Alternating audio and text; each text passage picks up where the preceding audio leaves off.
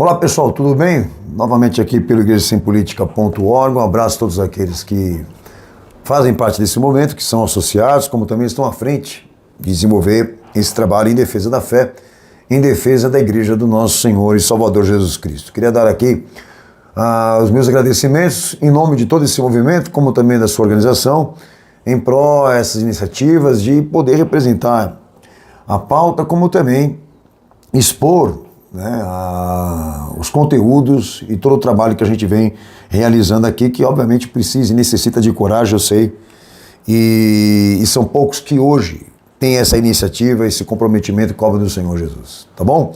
Um abraço a todos vocês e hoje eu vou seguir aqui com outro trabalho importante de avaliação, porque o movimento Igreja Sem Política existe exatamente para isso, para levar o esclarecimento teológico do assunto igreja e política, inclusive receitando a todos, igrejasempolitica.org, e lá dentro do site mesmo já está ali organizado quais são esses princípios hermenêuticos da visão administrativa do que é ser igreja e ser cristão. Então lá dentro do site você vai poder ter toda essa informação dentro de um acervo que está muito bem dividido e trabalhado ali, quais são esses princípios. Então o objetivo do movimento realmente é levar esclarecimento da pauta e trazer à sociedade julgamento sobre isso. E hoje não será diferente, como todos os vídeos que nós gravamos aqui. O tema hoje se direciona para falar desse evento do Partido dos Trabalhadores, o PT, e a representação junto ao Tribunal Superior Eleitoral, o TSE,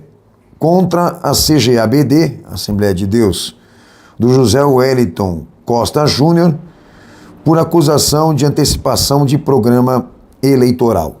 E, obviamente, em favor de Bolsonaro. Eu queria pegar exatamente esse evento e definir aqui quais são os meus propósitos, os meus objetivos. Os meus propósitos aqui é ratificar, obviamente, a elevação desses princípios que o movimento Igreja Sem Política vem divulgando constantemente dentro desta visão de uma função reguladora do que é ser cristão e do que é ser governo eclesiástico. Eu já mencionei aqui que se tratam, obviamente, de princípios que foram nada mais do que revelados pelo Cristo, a prerrogativa é messiânica, e princípios inalteráveis. Então eu vou fazer uma ratificação hoje, novamente aqui, de quais são esses princípios que o nosso movimento se respalda biblicamente falando. E os meus objetivos específicos, julgarmos aqui esse comportamento ministerial, inclusive da Igreja Assembleia de Deus, da qual eu estou me referindo aqui, esse comportamento ministerial desse pastor político, de se esforçar por encontrar uma solução satisfatória para um processo expediente político de um partido específico, rejeitando ao mesmo tempo a palavra de Deus, como também chamando de inferno, considerando o representante do demônio, um partido, um presidente, uma sigla que tempos atrás eles elegeram como representantes do Evangelho de Cristo. Tá? E eu queria julgar esse comportamento ministerial desse pastor político, que envolve todos que aceitam política dentro da igreja, tá? E essa troca de partidos, uma hora de um, uma hora de outro, e ao mesmo tempo que eles rejeitam os princípios bíblicos, eles também têm amnésia, porque agora, favorecendo um partido e direcionados a eleger um, eles esquecem da campanha anterior, das eleições dos 4 anos atrás, de um partido e de um político que eles também tinham a mesma opinião, que Jesus estava com eles. E agora, em favor desse, eles esquecem aquele outro, e aquele outro procura de novo, que é uma coisa meio que até óbvia, procura de novo para ver se vai ter apoio agora em 2022, e aí eles fecham a porta para esse partido e para esse ex-presidente e para esse candidato, definindo que eles são o inferno e representantes do diabo. Bom, então a gente precisa entender e compreender isso, não numa lógica e num conceito filosófico, nós temos que entender e compreender isso teologicamente. Esse comportamento também precisa se encaixar no parâmetro disso, do que é caráter e personalidade cristã, do que Jesus, na verdade, demonstrou de si mesmo. Bom, então o que eu prometi para vocês aqui? Tá? A ratificação e elevação desses princípios do padrão regulador da função do que é ser cristão e também do que é ser governo eclesiástico, me perdoe. Então vamos lá, são 3 princípios da qual o movimento se respalda com base na prerrogativa messiânica do Cristo. A primeira delas, os princípios da função reguladora que correspondem e se apoiam em quem tem a autoridade teológica, ok? Aquele que tem a autoridade teológica, ele prega ser superior. Ele se encontra num nível superior. Então a autoridade teológica bíblica, ela só pode ser encontrada na autorrevelação messiânica, onde identificamos a causa mais suficiente do que a razão humana. Por isso, é supra-humano, ok? Então a definição é essa, que aquele que tem a autoridade teológica, a palavra inicial e final do pensamento de fé, ele cumpre messianismo, ele cumpre as descrições messiânicas, ele é o Messias. Ok? Esse que é o Messias, ele assumiu um nível, um patamar superior a qualquer homem e qualquer tipo de razão. Só ele tem a autoridade inicial e final da doutrina da fé. Da fé, senhores, porque a história é redentiva, é panorâmica, é redentiva, não condiz com 4 livros, ok? Então o princípio, o método, o sistema messiânico de ser Messias, de trazer a revelação de Deus, independe de nós, de igreja, de instituição, categoria mental, razão, uso de pressupostos, ideias, ideologias. Por quê? Porque esta autoridade define uma teologia que ela é separada do sistema filosófico. As duas coisas não se unem e Jesus deixou isso muito claro. Então, o instrumento da autoridade teológica da igreja é a personificação do verbo vivo. É a personificação da palavra, ou seja, é a atividade exclusiva e única do Messias. Ele tem autoridade. E essa autoridade ele não passou para ninguém. Ponto final. Esse é o primeiro princípio. O segundo, que a gente vem trabalhando, é a unidade instrumental do padrão provido de Cristo, no que diz respeito ao serviço. Aí entra a fonte messiânica, suas ações e expressões que definem o serviço ou o compromisso decisivo e irrevogável disso, de como devemos servir a Deus, ok? E aí, por intermédio do Cristo, a doutrina que ele definiu vem ou é transmitida e proporcionada por meio de sua vida, pregação, ensino, tipos de milagre, perdão de pecados, instituição de sacramento e serviço. O seu método, o seu sistema, o princípio. Então Jesus, quando ele desce na terra, ele deixa claro que ele reina nesses 3 aspectos padronizados e irrevogáveis. Método, sistema e princípio do serviço, de como atuar em serviço a esse Deus. Ok? Coisa simples, básica para se entender. E o terceiro princípio, hermenêutico, que o movimento da Igreja Sem Política também se respalda. Governo eclesiástico. Porque aí nós entramos dentro de uma esfera de atividade de homens que foram excluídos diretamente por Cristo, qualificados diretamente por ele para serem suas testemunhas, na função específica de juízes e sacerdotes para gerar o modelo disso, do que é ser igreja, que provê o código detalhado desse regulamento e função administrativa do que é ser governo eclesiástico, que ali dentro da igreja não existia uma hierarquia, não existia uma instituição, existia isso, responsabilidades, atos de fé.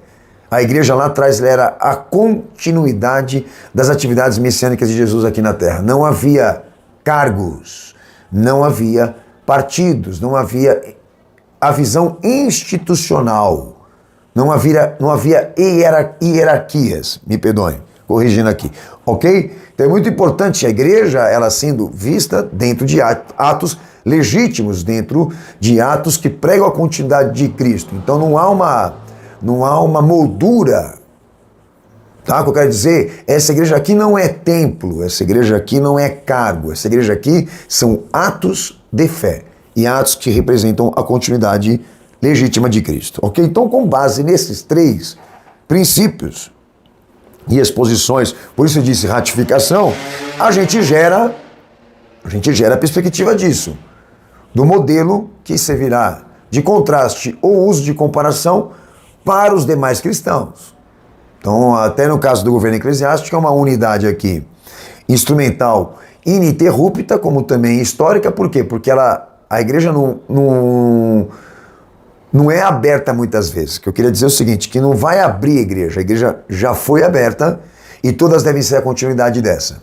Então, eu não abri igreja, não existe ministério meu, igreja minha, como também para você do outro lado, porque a igreja já foi aberta e as demais atividades devem corresponder a isso, a continuidade dos atos dessa fé. Ok? Então não existe ministério seu, nem meu, nem a igreja do teu pastor, a igreja do outro pastor. A igreja de Cristo, senhores. A prerrogativa é dele e exclusiva dele.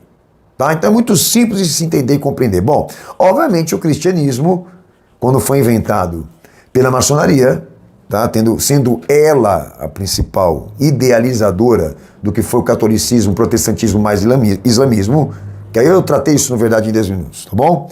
Entendendo que o cristianismo ele veio exatamente para quebrar essa unidade e interromper, né, essa ligação entre o cristão e Jesus, ou seja, o crente e o Cristo. Então, o que se gerou ali? A visão da institucionalidade, que Roma iniciou pelo iluminismo e posteriormente o protestantismo de uma outra forma, e aí cumpre aquela visão toda dispensacionalista, né, do reino de Deus dentro da instituição, se cumprindo dentro das hierarquias, aquela coisa toda que, pela verdade, em 10 minutos até eu trouxe uma explicação lá mais coerente, mais profunda, tá bom? Mas voltando aqui para o que nós havíamos falado, quando eu pego a igreja para usufruto próprio e para trabalhar ideologia, eu, obviamente, transgrido profundamente tudo aquilo que está sendo dito e falado aqui. Por quê?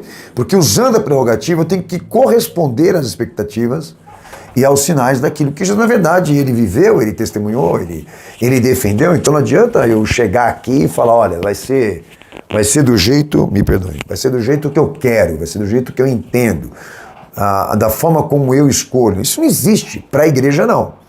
No campo da filosofia, sim, mas no campo da teologia, quem manda ali é quem tem a prerrogativa. Bom, eu até digo a vocês que a autoridade que Cristo cedeu à igreja não é a autoridade, né? O que Jesus cedeu à igreja ou transferiu a ela por responsabilidade é o pensamento e a administração. A autoridade é ele. A autoridade é isso, é assim disse o Senhor. Se você provar que ele disse isso ou fez isso, a autoridade já está confirmada no que você diz e ensina. Ok? Então, o trabalho realmente ele é científico, tá? E todo ele é apologético. Mas vamos lá. Entrando no mérito agora do PT, processando pastores da Assembleia de Deus, exatamente por antecipação eleitoral e também proibindo Lula de entrar na igreja. É cômico ouvir isso. Mas vamos lá.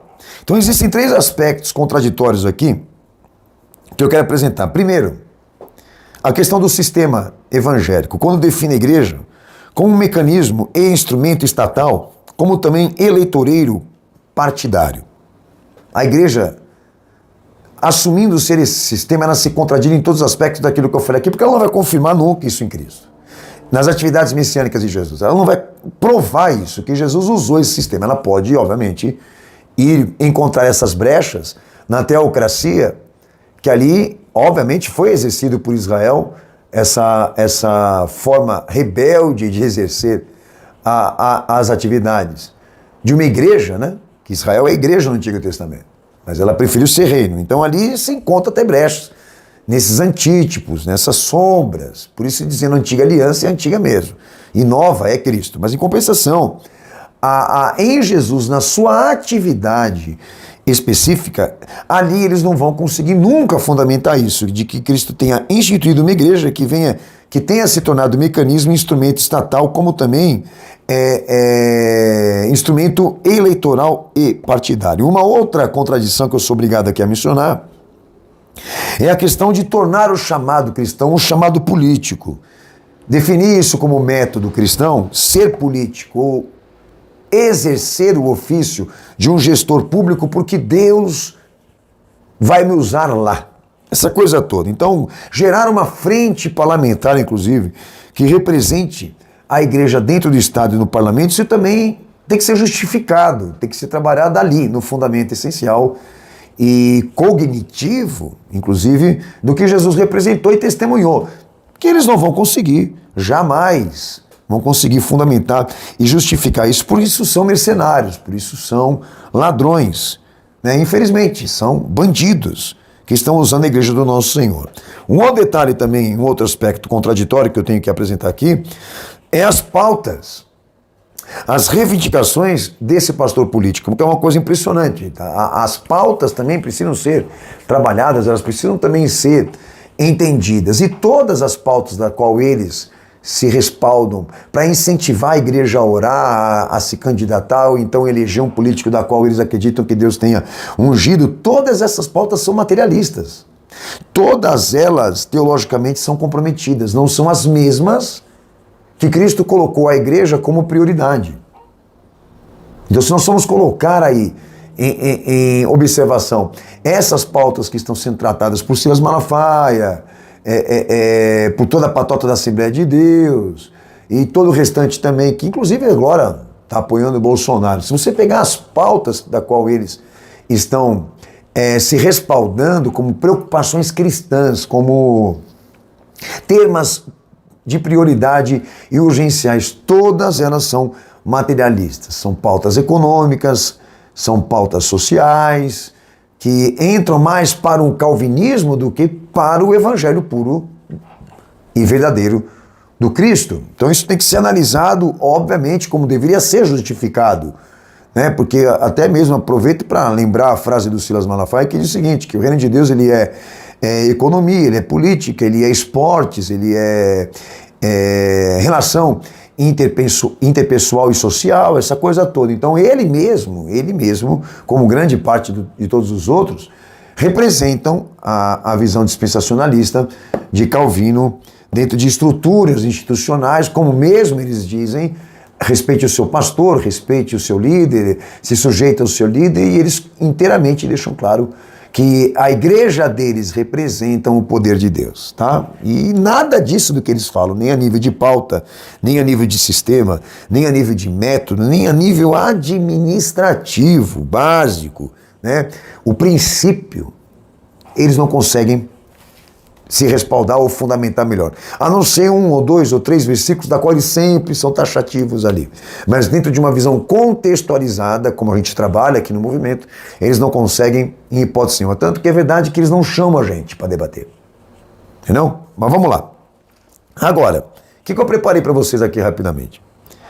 Imaginemos, hipoteticamente, que nada disso existisse. Que Jesus não tivesse realmente definido o sistema, método e princípio de ser igreja e ser cristão. Imaginemos que ele tivesse se negado a eventualizar tudo isso. Bom, existe um ponto aqui, dentro de tudo isso que nós estamos discutindo, que se caracteriza ofício profético. Essa posição de prever, que muitas vezes eu acho que prever hoje para nós do que está acontecendo com a igreja já é meio que óbvio. Até a sociedade ela já tem essa sensibilização de entender e compreender a atividade da igreja evangélica hoje, ou o que está em jogo e curso ali dentro entre os pastores, porque é meio que óbvio, porque isso a vida já nos mostrou um pouco disso, do que os homens são capazes de fazer com a vida, inclusive até com o nome de Deus. Mas em compensação, se nós formos levar em conta o que na verdade foi trabalhado pelos profetas legítimos, maiores e menores, havia um procedimento deles ali de atuar nas circunstâncias, de atuar na situação, como profetas de Deus, tá? E todos eles, posicionados à situação, todos eles exerciam isso. Eles caracterizavam a introdução da presença de Deus na eventualidade de uma situação, ou até mesmo na eventualidade de se posicionar para uma previsão naquela situação, eles se posicionavam de maneira normativa.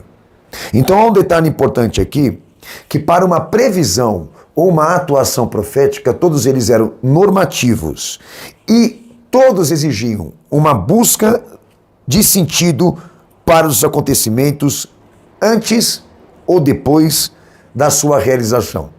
Além deles serem normativos de saber se realmente aquela era a vontade de Deus com base em leis, e mandamentos, eles também se preocupavam em julgar aquela situação.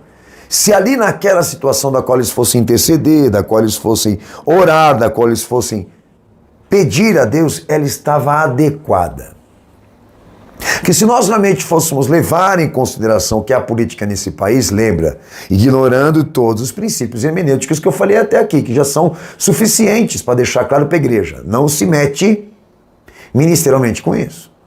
Mas imaginemos que se fôssemos somente pelo lado ótico do ofício profético, já conhecendo a palavra de Deus e a exigência moral disso, do que Deus requer de nós, certo? Olhando para a situação do país, da política, dos políticos e tudo isso, eu vejo um quadro totalmente inadequado para Deus atuar, para Deus operar e atuar. Eu vejo um quadro totalmente comprometido na visão moral. O que eu quero dizer, senhores, não tem um político que enquadre nessa descrição de algum campo ou acontecimento da qual Deus possa atuar e interceder. Até isso esses caras, eles ignoram. Até isso. Não só a questão de estabelecer Deus dentro de um conselho de princípios, de exigência moral, como também este quadro. Eu digo o quadro político, o quadro social, o quadro moral, a situação em si. Porque é deplorável. Como é que eu vou imaginar que Deus realmente possa descer naquela situação que é o parlamento hoje e operar por meio desse mecanismo tão corrupto e tão comprometido que eu falo do óbvio. Então eu digo, aqui a visão profética já era o óbvio, não preciso nem orar, nem pedir a Deus confirmação, eu já estou vendo a coisa. Eu já sei. A república já é uma coisa óbvia a nós, porque ela já foi estabelecida debaixo de corrupção, ela foi formada para ser corrupta. E quem não tem informação para isso, você tem que voltar a estudar toda a história de novo.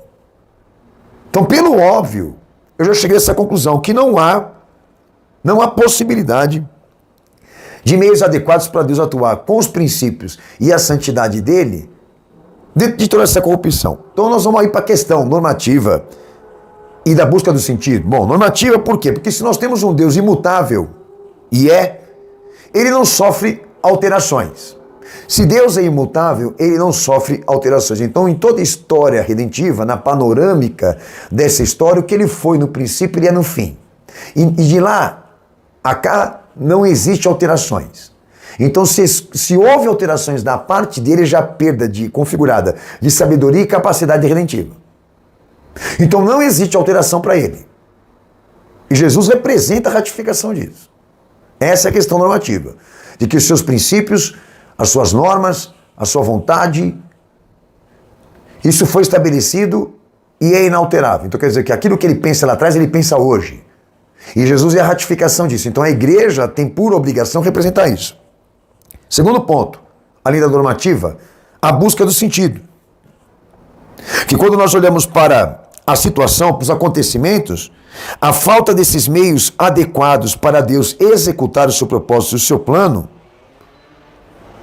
é um outro fator que nos preocupa. Porque se a circunstância e a situação não está adequada para ele ser um Deus santo ali, então é óbvio que ele vai rejeitar aquele plano e aquele propósito por não estar adequado. Por quê? Porque nem isso, nem o tema de urgência pode justificar uma alteração da parte de Deus. Então, conhecendo ele e a palavra dele, eu olho para aquilo e vejo tudo aquilo desbagunçado e desconcertado, é óbvio que para ele poder atuar lá, alguém vai ter que se consertar e vai ter que consertar aquela situação. Não consertou a situação, não mudou nada, mas nós vamos orar mesmo assim para que Deus opere. E pior de tudo, e jogou essa responsabilidade de mudança, e mudança artística, para um partido político, pô. Que isso deveria ser, então, papel da igreja. E não do Estado, mas em compensação jogaram para um partido e para um presidente a obrigação, o dever de uma reforma. Senhores, é deplorável. Então, baseando-se nisso, numa visão de ofício profético, do que diz respeito à normativa, do que diz respeito à busca do sentido dos acontecimentos, para uma futura realização da parte de Deus, eu entro aqui nessa bagaça e me pergunto, nem esses caras conseguem apresentar uma decência de personalidade e conduta naquilo que eles estão julgando, naquilo que eles estão organizando a nível político. Sinceramente, nem isso, nem a decência do ofício profético que esses caras têm. Já não tem ministerial e muito mais profética, porque para levantar a mão e pedir para Deus abençoar uma coisa errada, eles iam precisar do quê? Da busca do sentido, da adequação moral, e não há. Agora, veja bem, eu vou às minhas recordações. Daí eu me deparo com uma situação de uma igreja, e está entre as maiores, a Assembleia de Deus, e a Convenção Geral, tomando a seguinte postura, assumindo a seguinte postura. Depois que o PT processou a Assembleia de Deus, com interesse exatamente de apresentar ao TSE a prova de que eles anteciparam a Bolsonaro um apoio eleitoral. Tá? Aí vocês conhecem ali, você sabe que ainda não é época de campanha eleitoral. E aí o PT, aproveitando-se da situação, porque obviamente estão machucados por terem sido traídos pela Assembleia de Deus, eu vou explicar por quê, né? Foram lá e se acharam no dinheiro de processar a Assembleia de Deus por antecipação de campanha eleitoral, e a Assembleia de Deus, né? A Santa Assembleia de Deus, e o seu presidente geral, o José Wellington, pega e vai e dá um discurso. E vou resumir aqui.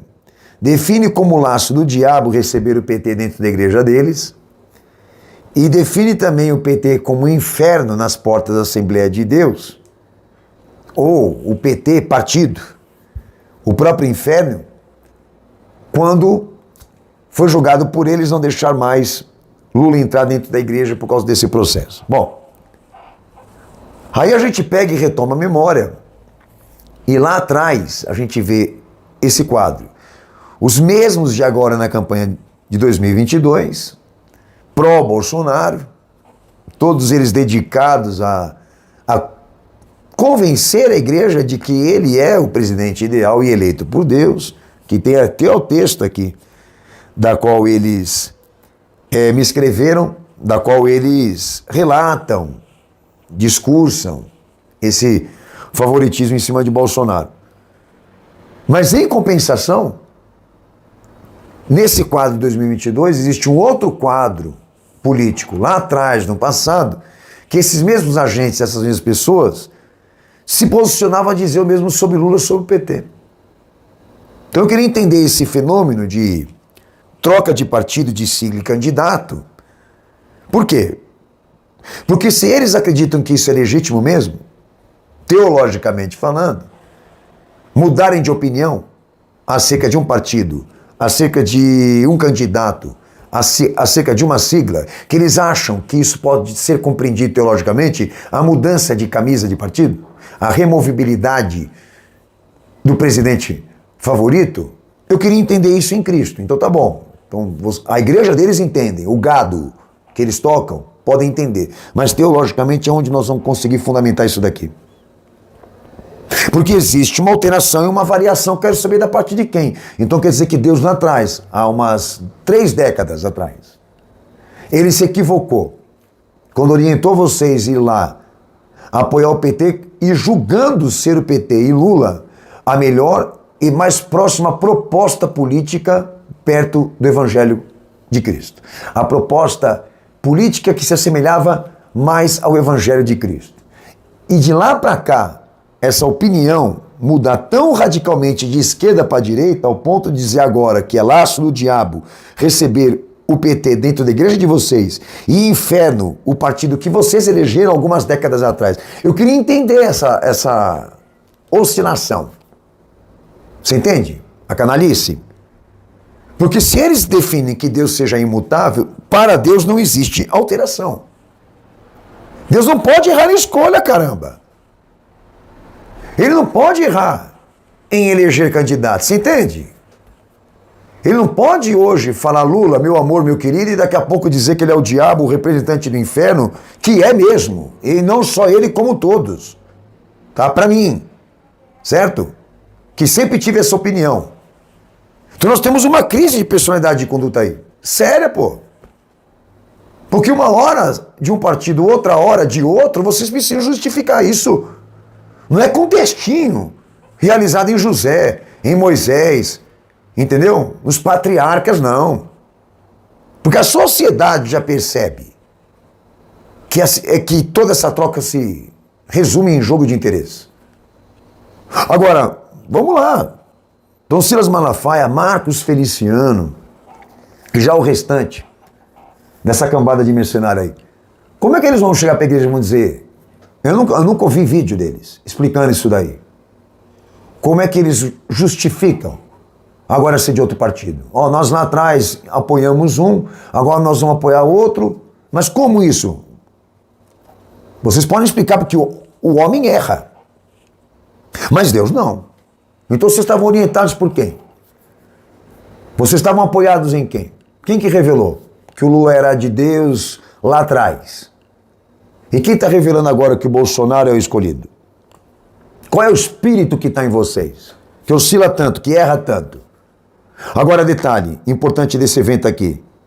Não faz muito tempo, antes da Assembleia de Deus, a CGABD, né? CGADB, chegaram à conclusão de que o Lula é um representante do inferno e o PT é laço do diabo para a Assembleia de Deus. Não faz muito tempo, o Lula estava se reunindo com a Assembleia de Deus Madureira, e não duvido que também não tenha se reunido com a Belém, e não duvido que tenha também se reunido com os demais, para depois lá na frente eles chegarem na conclusão que todos eles são pró-Bolsonaro.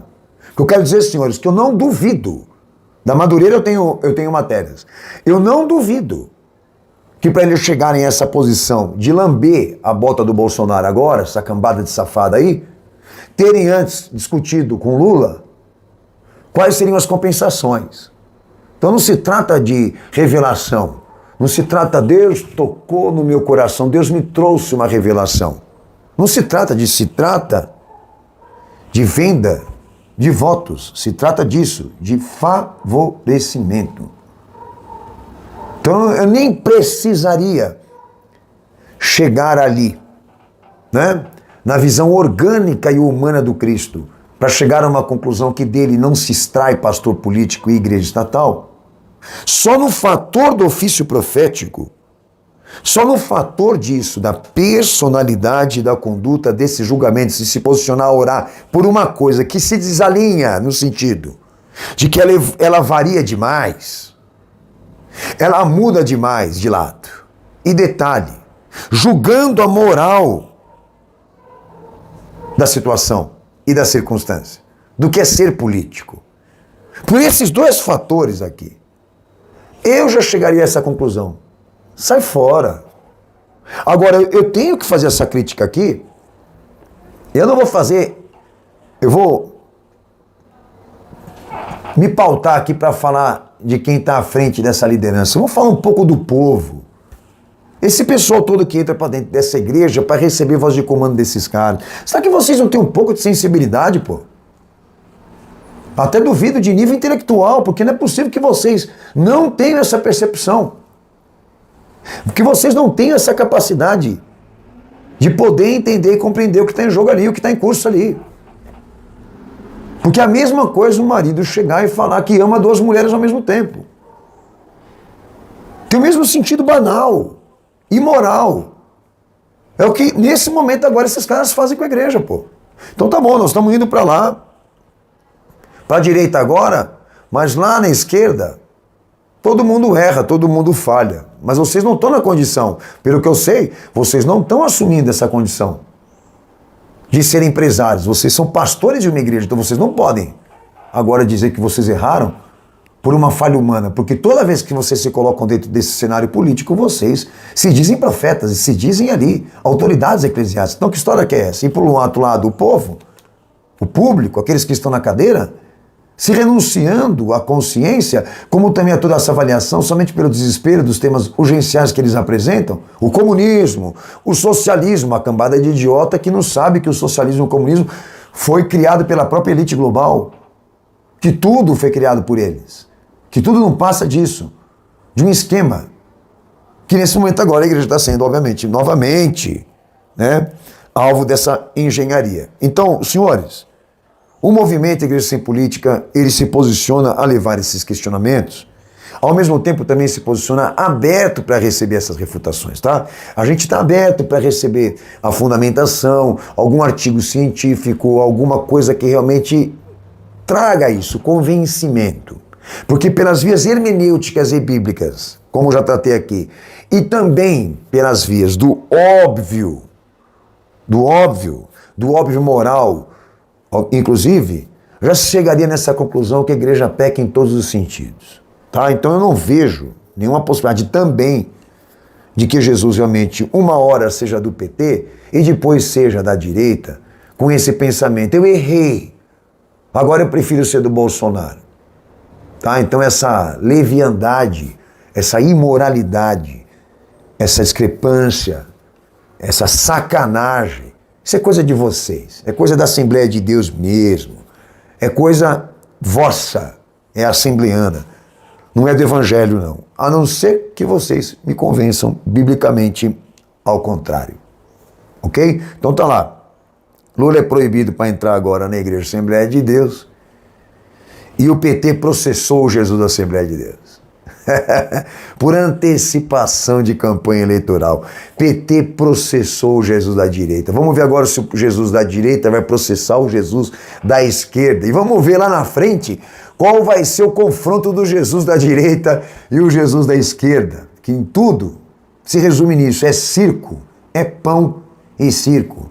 É a forma antiga de Roma reinar. Um abraço, queridos. Espero no meu bom Jesus que mais esse vídeo sirva para você de entendimento, alinhamento de pensamento para poder enfrentar, infelizmente, esses demônios que estão soltos dentro da igreja. Deus abençoe vocês. Maranata. Jesus está voltando. Um abraço a todos. Fiquem na paz.